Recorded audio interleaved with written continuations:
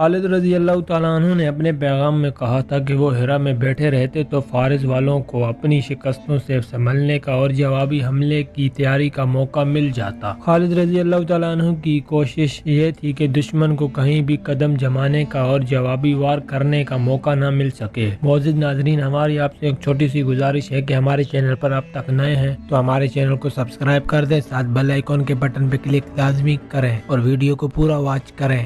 انہوں نے آتش پرستوں کی فوج کو نفسیاتی لحاظ سے کمزور کر دیا۔ خالد نے امیر المومنین کی حکم عدولی تو کی تھی لیکن عملاً ثابت کر دیا تھا کہ یہ حکم عدولی کتنی ضروری تھی۔ ایاز بن گنہم رضی اللہ تعالیٰ عنہ ابھی تک دومت الجندل میں پھنسے ہوئے تھے اور ان کی کامیابی کی توقع بہت کم تھی۔ خالد نے جو مناسب سمجھا وہ کیا۔ خلیفہ ابو بکر رضی اللہ تعالیٰ عنہ نے ولید بن عقبہ سے کہا، اس نے جو سوچا تھا وہی ہوا۔ ایاز کی طرف سے اطلاعیں آ رہی ہیں، وہ امید افزا نہیں۔ دومت الجندل پر ہمارا قبضہ بہت ضروری تھا لیکن اب مجھے ایاز کے متعلق تشویش ہونے لگی ہے۔ ابن عقبہ، تم عین التمر واپس نہ جاؤ، دومت الجندل چلے جاؤ اور وہاں کی صورتحال دیکھ کے خالد کے پاس جاؤ اور اسے کہو کہ ایاز کی مدد کو پہنچے۔ ولید بن عقبہ روانہ ہو گئے۔ ایاز رضی اللہ تعالیٰ عنہ خود بھی پریشان تھے۔ اس کے ساتھ جو سالار تھے وہ انہیں کہہ رہے تھے کہ اس صورتحال سے نکلنے کے لیے مدد کی ضرورت ہے ورنہ شکست کا خطرہ صاف نظر آ رہا تھا۔ آخر مورخ طبری اور ابو یوسف کی تحریروں کے مطابق ایاز بن غنم رضی اللہ تعالیٰ عنہ خالد رضی اللہ تعالیٰ عنہ کو ایک تحریری پیغام بھیجا جس میں انہوں نے اپنی مخدوش صورتحال اور اپنی ضرورت لکھی۔ ولید بن عقبہ بھی ایاز کے پاس پہنچ گئے۔ ان کا جلدی پہنچنا آسان نہ تھا۔ مدینہ سے دومت الجندل کا فاصلہ 300 میل سے کچھ کم تھا اور زیادہ تر علاقہ صحرائی تھا۔ پہنچنا جلد تھا۔ ولید جب ایاز رضی اللہ تعالیٰ عنہ کے پاس پہنچے تو وہ جیسے ہوش و حواس میں نہیں تھے۔ انہوں نے آرام کی نہ سوچی۔ ایاز رضی اللہ تعالیٰ عنہ کی صورتحال دیکھی۔ میں نے خالد کو مدد کے لیے کل ہی پیغام لکھا تھا۔ ایاز بن غنم رضی اللہ تعالیٰ عنہ نے ولید بن عقبہ سے کہا، معلوم نہیں وہ خود کس حال میں ہے لیکن میرے لیے اور کوئی چارہ نہیں، تم دیکھ رہے ہو۔ الحمدللہ، ولید نے کہا۔ خالد نے آتش پرستوں کی شہنشاہی اور ان کی جنگی طاقت کو جڑوں سے اکھاڑ پھینکا ہے۔ امیر المومنین نے مجھے تمہارے پاس بھیجا ہے کہ تمہاری ضرورت کا جائزہ لے کر انہیں بتائیں، لیکن تمہیں فوری مدد کی ضرورت ہے۔ میں مدینہ جانے کے بجائے عین التمر چلا جاتا ہوں۔ خالد تمہاری مدد کو آئے گا۔ یہ اس دور کی فرد شناسی اور جذبہ تھا جس میں خوشامد، دکھاوے اور کام چوری کا ذرا سا بھی عمل دخل نہ تھا۔ ولید بن عقبہ نے یہ نہ سوچا کہ وہ واپس مدینہ جائیں اور خلیفہ کے حکم کے مطابق انہیں اپنی کارگزاری بڑھا چڑھا کر سنائیں اور ساتھ یہ کہیں کہ حضور، ایاز تو بڑا نالائق سالار ہے، اگر اس کی جگہ میں ہوتا تو یوں کرتا۔ مگر ولید نے دیکھا کہ صورتحال مخدوش ہے تو وہ اپنے حاکم خود بن گئے اور مدینہ کے بجائے عین التمر کو گھوڑا دوڑا دیا۔ ان کے سامنے پورے 300 میل صحرائی مسافت تھی۔ عراق اور شام کے صحرا اسی علاقے میں ملتے اور مسافروں کے لیے جان کا خطرہ بن جاتے تھے۔ ولید نے اپنے گھوڑے پر اپنے آپ پر، اپنے 4 محافظوں اور ان کے گھوڑوں پر یہ ظلم کیا کہ کم سے کم آرام کے لیے کہیں رکے۔ وہ موسم گرمی کے عروج کا تھا۔ مہینہ اگست 633 عیسوی کا تھا۔ دومت الجندل بہت بڑا تجارتی شہر تھا۔ دور دراز ممالک کے تاجر یہاں آیا کرتے تھے۔ تجارت کے علاوہ یہ تجارت کی بدولت اس شہر کو دولت اور زہر و جوہرات کا مرکز سمجھا جاتا تھا۔ رسول اکرم صلی اللہ علیہ وسلم نے اس شہر اور اس سے ملنے والی شہراہوں کی جغرافیائی پوزیشن دیکھ کر اس پر فوج کشی کی تھی۔ یہ مہم غزوہ تبوک کے نام سے مشہور ہوئی۔ اس وقت دومت الجندل کا حاکم اور قلعہ دار عقیدر بن عبد المالک تھا۔ اس نے مسلمانوں کا مقابلہ بے جگری سے کیا تھا۔ خالد رضی اللہ تعالیٰ عنہ بھی اس معرکے میں شریک تھے۔ انہوں نے عقیدر کو غیر معمولی شجاعت کا مظاہرہ کرتے ہوئے زندہ پکڑ لیا تھا اور اس کی سپاہ نے ہتھیار ڈال دیے تھے۔ عقیدر بن عبد المالک نے رسول کریم صلی اللہ علیہ وسلم کی اطاعت قبول کر لی تھی اور وفاداری کا حلف اٹھایا۔ اس نے اسلام بھی قبول کر لیا تھا۔ اس طرح یہ اتنا بڑا شہر مسلمانوں کے زہر نگین آ گیا تھا۔ رسول اللہ صلی اللہ علیہ وسلم کی وفات کے ساتھ ہی ارتدت کا فتنہ طوفان کی طرح اٹھا تھا۔ عقیدر بھی مدینہ سے منحرف ہو گیا اور اس نے اطاعت اور وفاداری کے معاہدے کو الگ پھینک دیا۔ اس نے دومت الجندل کو ایک ریاست بنا لیا جس کے باشندے بھی عیسائی تھے اور بت پرست بھی۔ عیسائیوں کا سب سے بڑا طاقتور قبیلہ کلب امیر المومنین نے عقیدر بن عبد المالک کی سرکوبی کے لیے اور اسے اپنی اطاعت میں لانے کے لیے ایاز بن غنم رضی اللہ تعالیٰ عنہ کو ایک لشکر دے کر بھیجا تھا۔ وہاں جا کر ایاز نے دیکھا کہ ان کا لشکر تو بہت تھوڑا ہے اور دشمن کئی گنا طاقتور ہے، لیکن مدینہ سے تقریباً 300 میل دور آ کر واپس چل پڑنا تو مناسب نہ تھا۔ دومت الجندل کی دیوار اونچی اور مضبوط تھی، پورا شہر بڑا مضبوط قلعہ تھا۔ ایاز رضی اللہ تعالیٰ عنہ نے شہر کا محاصرہ کیا جو مکمل نہ تھا۔ ایک طرف راستہ کھلا تھا، عقیدر کی سپاہ کی کچھ نفری خالی طرف سے باہر آتی اور مسلمانوں پر حملہ کرتی، کچھ دیر لڑائی ہوتی اور یہ نفری بھاگ کر قلعے میں چلی جاتی۔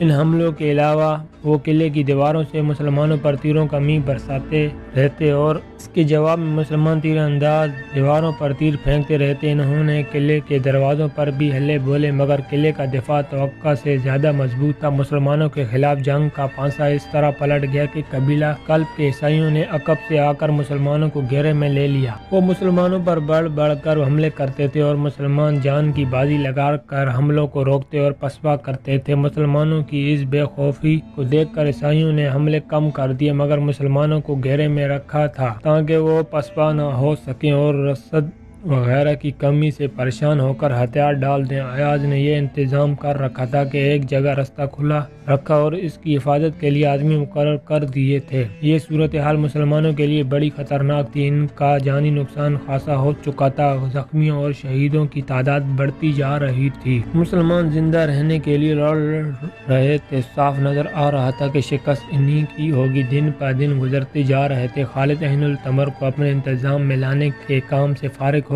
انہوں نے عمل مقرر کر دیے تھے۔ 2-4 دنوں میں ہی وہاں کے شہریوں کو یقین ہو گیا تھا کہ مسلمان نہ انہیں زبردستی مسلمان بنا رہے ہیں، نہ ان کے حقوق پامال کر رہے ہیں، نہ ان کی عورتوں پر بری نظر رکھتے ہیں اور ان کے گھر اور اموال بھی محفوظ ہیں۔ اس لیے وہ اسلامی حکومت کے وفادار بن گئے۔ خالد کے پاس ایاز بن غنم رضی اللہ تعالیٰ عنہ کا قاصد پہنچا اور ان کا تحریری پیغام دیا۔ ایاز رضی اللہ تعالیٰ عنہ جس مصیبت میں پھنس گئے تھے وہ لکھی تھی، تفصیل قاصد نے بیان کی۔ دوسری ہی دن ولید بن عقبہ پہنچ گئے۔ انہوں نے خالد سے کہا کہ ایک گھڑی جو گزرتی ہے وہ ایاز اور اس کے مجاہدین کو شکست اور موت کے قریب دھکیلتی جاتی ہے۔ شکست! خالد نے پرجوش لہجے میں کہا، خدا کی قسم اسلام کی تاریخ میں شکست کا لفظ نہیں آنا چاہیے۔ کیا عقیدر بن مالک مجھے بھول گیا ہے؟ کیا وہ ہمارے رسول کریم صلی اللہ علیہ وسلم کو بھول گیا ہے جنہوں نے اسے اطاعت پر مجبور کیا تھا؟ کیا وہ ہمارے اللہ کو بھول گیا ہے جس نے ہمیں اس پر فتح عطا کی تھی؟ تاریخ شاہد ہے کہ بدلے ہیں تو انسان بدلے ہیں، اللہ نہیں بدلا۔ اللہ نے فتوحات کو شکستوں میں اس وقت بدلا تھا جب مسلمان بدل گئے تھے اور خدا کے بندوں کے خدا بن گئے تھے۔ خالد نے ایاز رضی اللہ تعالیٰ عنہ کو پیغام کا تحریری جواب دیا۔ اس دور میں عربوں کی تحریروں کا اندازہ شاعرانہ ہوا کرتا تھا۔ مورخوں نے لکھا ہے کہ خالد کا جواب منظوم انداز کا تھا۔ انہوں نے لکھا، من جانب خالد بن ولید کے نام ایاز بن غنم، میں تیرے پاس بہت تیز پہنچ رہا ہوں۔ تیرے پاس اونٹنیاں آ رہی ہیں جن پر کالے اور زہریلے ناگ سوار ہیں، فوج کے دستے ہیں جن کے پیچھے بھی دستے آگے بھی دستے ہیں، ذرا صبر کرو۔ گھوڑے ہوا کی رفتار سے آ رہے ہیں، ان پر تلواریں لہرانے والے شیر سوار ہیں، دستوں کے پیچھے دستے آ رہے ہیں۔ پیغام کا جواب قاصد کو دیکھ کر خالد نے اسے کہا کہ وہ جتنی تیزی سے آیا تھا اس سے زیادہ تیزی دومت الجندل پہنچے اور ایاز کو تسلی دے۔ اس کے ساتھ ہی انہوں نے اپنے ایک نائب سالار اویم بن کاہل اسلمی کو بلایا۔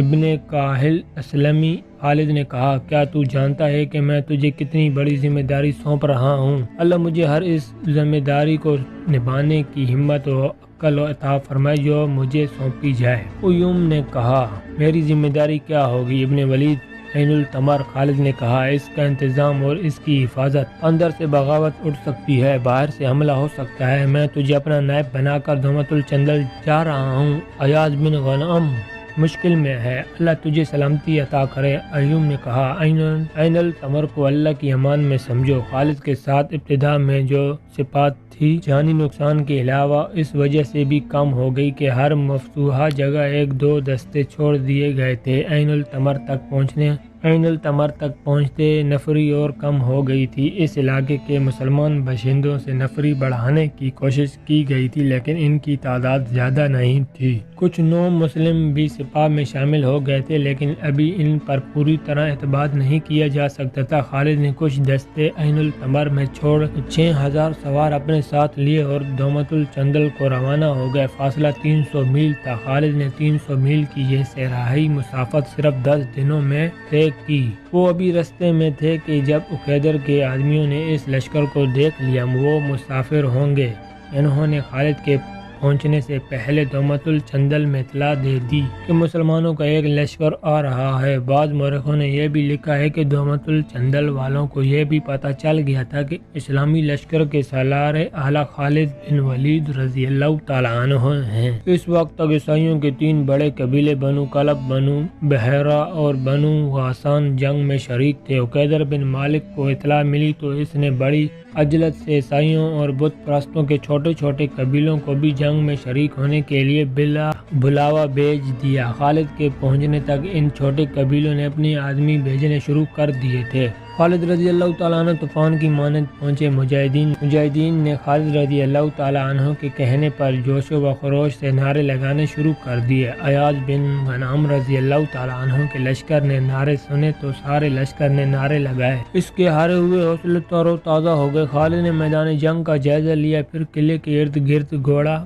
دوڑا کر قلعے کی دیواروں کا جائزہ لیا اور قلعے کی دیواروں پر کھڑے دشمن کو دیکھا۔ دشمن کی فوج کے 2 حصے تھے، ایک کا سالار اعلیٰ عقیدر بن عبد المالک اور دوسرے کا جعودی بن ربیعہ تھا جو قلعے کے باہر تھا۔ قلعے کے باہر ان چھوٹے چھوٹے قبیلوں کے آدمی بھی جمع ہو گئے تھے جو عقیدر کے بلاوے پر ابھی آئے تھے۔ ان کے لیے قلعے کا کوئی دروازہ نہ کھلا کیونکہ خالد کی آمد قلعے کے لیے بڑی خطرناک تھی۔ خالد ایک دہشت کا دوسرا نام تھا۔ خالد رضی اللہ تعالیٰ عنہ دشمن پر جو نفسیاتی وار کرتے تھے اس کا اثر مستقل ہوتا تھا۔ ایسا ہی ایک زخم عقیدر بن عبد المالک پہلے ہی خالد کے ہاتھوں کھا چکا تھا۔ خالد تو سوچ رہے تھے کہ وہ قلعے میں کس طرح داخل ہو سکتے ہیں لیکن ان کی دہشت قلعے کے اندر پہنچ چکی تھی۔ عقیدر نے عیسائی سرداروں کو بلا رکھا تھا، انہیں کہہ رہا تھا کہ وہ خالد سے ٹکر نہ لیں اور صلح کر لیں۔ عیسائی سردار اس کا مشورہ نہیں مان رہے تھے۔ میرے دوستو، تقریباً تمام مورخوں نے اس کے یہ الفاظ لکھے ہیں: خالد سے جتنا میں واقف ہوں اتنا تم نہیں ہو۔ میں نہیں بتا سکتا کہ اس میں کیسی طاقت ہے، میں اتنا جانتا ہوں کہ قسمت ہر میدان میں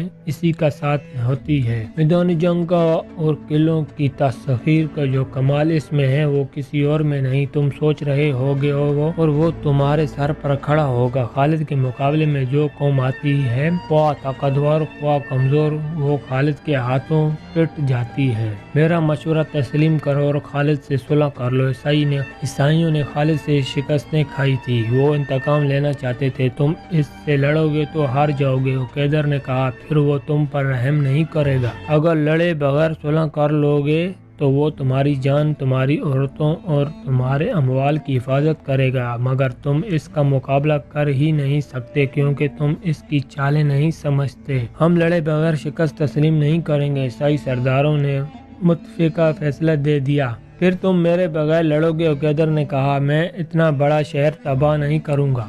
عیسائی سردار لڑنے کے ارادے سے چلے گئے۔ انہیں عقیدر کے ارادوں کا اس کے سوا کچھ علم نہیں تھا کہ وہ لڑنا نہیں چاہتا۔ رات کا پہلا پہر تھا۔ خالد کا سالار عاصم بن عمرو قلعے کے اس طرف گشت پر پھر رہا تھا جدھر علاقہ خالی تھا۔ اسے 4-5 آدمی قلعے سے نکل کر اس کھلے علاقے میں آتے دکھائی دیے۔ وہ سائے سے لگتے تھے۔ عاصم بن عمرو کے ساتھ چند ایک محافظ تھے۔ انہیں عاصم نے کہا، ان آدمیوں کو گھیرے میں لے کر روک لیں۔ محافظوں کو معلوم تھا کہ کس طرح بکھر کر گھیرے میں ڈالا جاتا ہے۔ وہ آدمی خود ہی رک گئے۔ سالار عاصم ان تک پہنچے۔ میں دومت الجندل کا حاکم عقیدر بن مالک ہوں۔ ان میں سے ایک نے کہا، اپنے اور اپنے آدمیوں کے ہتھیار میرے آدمیوں کے حوالے کر دے۔ عاصم نے کہا، مجھے خالد کے پاس لے چلو۔ عقیدر نے اپنی تلوار ایک محافظ کے حوالے کرتے ہوئے کہا، میں نہیں لڑوں گا، خالد کے ساتھ صلح کی بات کروں گا، میں تمہیں معاف نہیں کر سکتا۔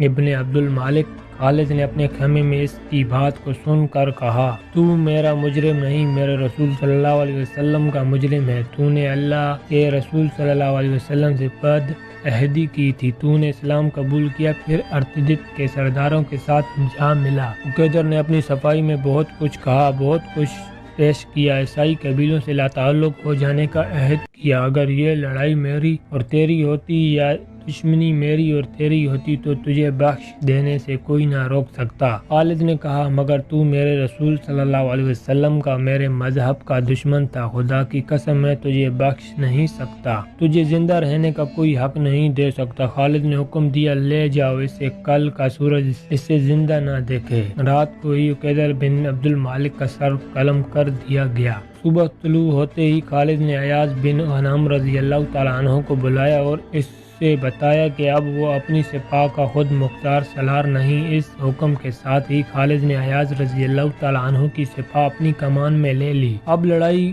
قلعے کے باہر ہوگی۔ خالد نے اپنے سالاروں سے کہا اتنے مضبوط قلعے پر وقت اور طاقت خرچ کرنا معاذ بیکار ہوگا، پہلے اس دشمن کو ختم کرنا ہے جو قلعے کے باہر ہے۔ خالد نے اپنی تمام سپاہ کو ترتیب میں کیا۔ ایاز کے سپاہ میں جو مجاہدین نوجوان اور جوان تھے انہیں الگ کر کے اس طرف بھیج دیا جدھر ایک رستہ عرب کے سمت جاتا تھا۔ خالد نے ان جوانوں سے کہا کہ دشمن ادھر سے بھاگنے کی کوشش کرے گا، اسے زندہ نہ نکلنے دیا جائے۔ خالد نے کچھ دستے اپنی زیر کمان لے کر ایک عیسائی سردار جعودی بن رابعہ کے مقابلے رکھے اور ایاز کو کچھ دستے دے کر دشمن کے دو سرداروں ابن حدر جان اور علائم کے دستوں کے سامنے کھڑا کر دیا۔ ابن اپنے دونوں سالاروں عاصم بن عمرو عدی بن حاتم کے حزب عمول پہلو پر رکھا تھا۔ اپنے دونوں سالار عاصم بن عمرو اور عدی بن حاتم کو حزب معمول پہلو پر رکھا۔ عیسائی اور بت پرست سالار قلعے کے اندر سے بھی فوج کی خاصی نفری باہر لے آئے، اس طرح ان کی تعداد مسلمانوں کی نسبت کئی گنا زیادہ ہو گئی۔ خالد نے ایک ایسی چال چلی جس سے دشمن پریشان ہو گیا۔ چال یہ چلی کہ ذرا بھی حرکت نہ کی۔ دشمن اس انتظار میں تھا کہ مسلمان حملے میں پہل کریں گے، لیکن مسلمان تو جیسے بت بن گئے تھے۔ عیسائی سردار لڑائی کے لیے بےتاب ہو رہے تھے۔ جب بہت سا وقت گزر گیا اور مسلمانوں نے دشمن کی للکار کا بھی کوئی جواب نہ دیا تو دشمن نے ایاز رضی اللہ تعالیٰ عنہ کے دستوں پر حملہ بول دیا۔ اس کے ساتھ ہی جعودی نے خالد کے دستوں پر حملہ کر دیا۔ خالد نے اپنے سالاروں کو جو ہدایات دے رکھی تھی ان کے مطابق مجاہدین کے دستوں میں دشمن کو اپنی طرف آتا دیکھ کر بھی کوئی حرکت نہ ہوئی۔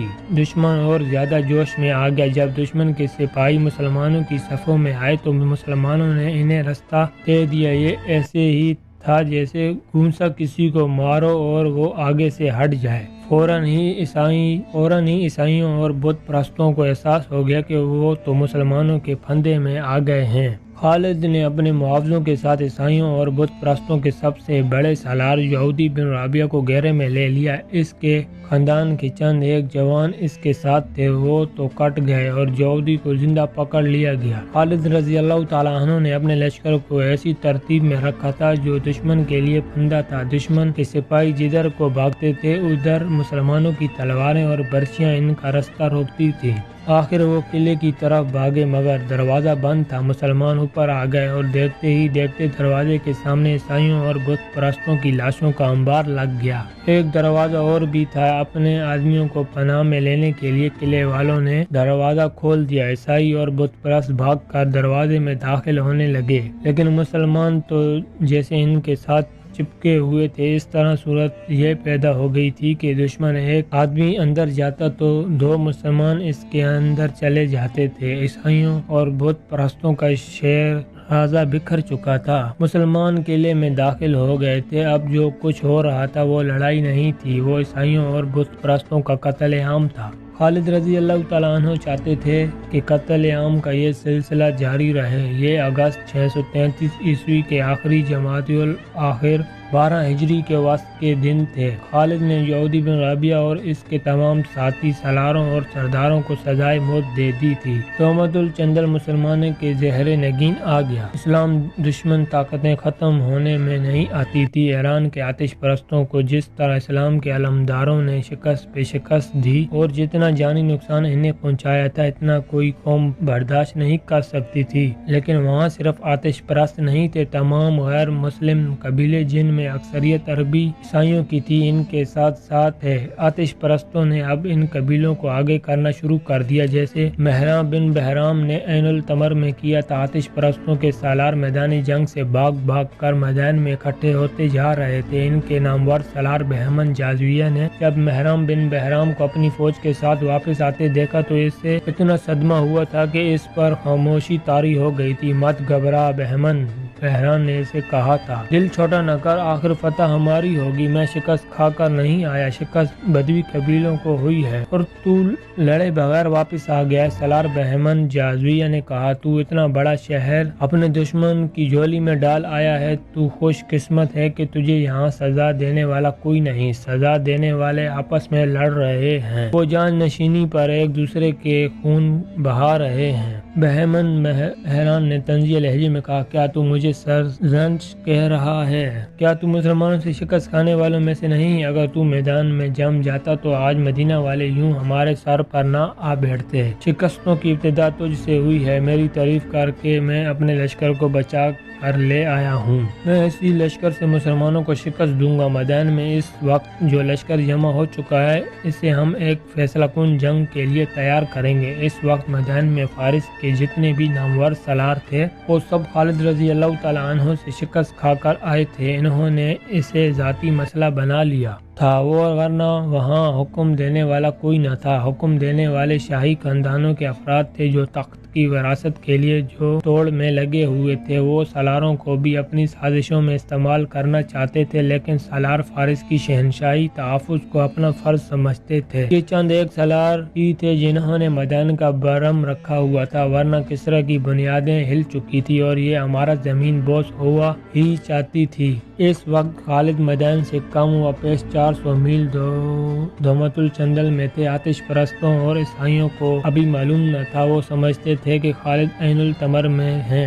خالد کو دراصل ہیرا واپس آنا تھا۔ ایک تو وہ مفتوحہ علاقوں کے انتظامات وغیرہ کو بہتر بنانا چاہتے تھے، دوسرے یہ کہ فوج کو کچھ آرام دینا تھا، اور تیسرا کام یہ تھا کہ فوج کو از سر نظم کرنا تھا۔ ایک تو یہ مجاہدین تھے جو میدان جنگ میں دشمن کے آمنے سامنے آ کر لڑتے تھے، دوسرے مجاہدین وہ تھے جو دشمن کے مختلف شہروں میں بہروب دار کر خفیہ سرگرمیوں میں مصروف تھے۔ وہ جاسوس تھے، وہ ہر لمحے جان کے خطرے میں رہتے تھے۔ وہ دشمن کی نقل و حرکت اور عزائم معلوم کرتے اور پیچھے اطلاعیں بھجواتے یا خود اطلاع لے کر آتے تھے۔ تاریخ میں ان میں سے کسی کا بھی نام نہیں آیا۔ دو چار سے دنیا واقف ہے، گمنام نہ جانے کتنے ہیں۔ ان میں بعض پکڑ لیے گئے اور دشمن کے جلادوں کے حوالے ہوئے۔ ان جاسوسوں کی بر وقت اطلاعوں پر خالد کئی بار دشمن کے اچانک حملے اور شکست سے بچے۔ خالد جب دومت الجندل میں تھے تو مفتوحہ علاقوں کے لیے ایک خطرناک صورتحال پیدا ہو گئی تھی۔ میدان پر کسری کی شکست اور زوال کی سیاہ کالی گٹھائیں چھائی ہوئی تھیں۔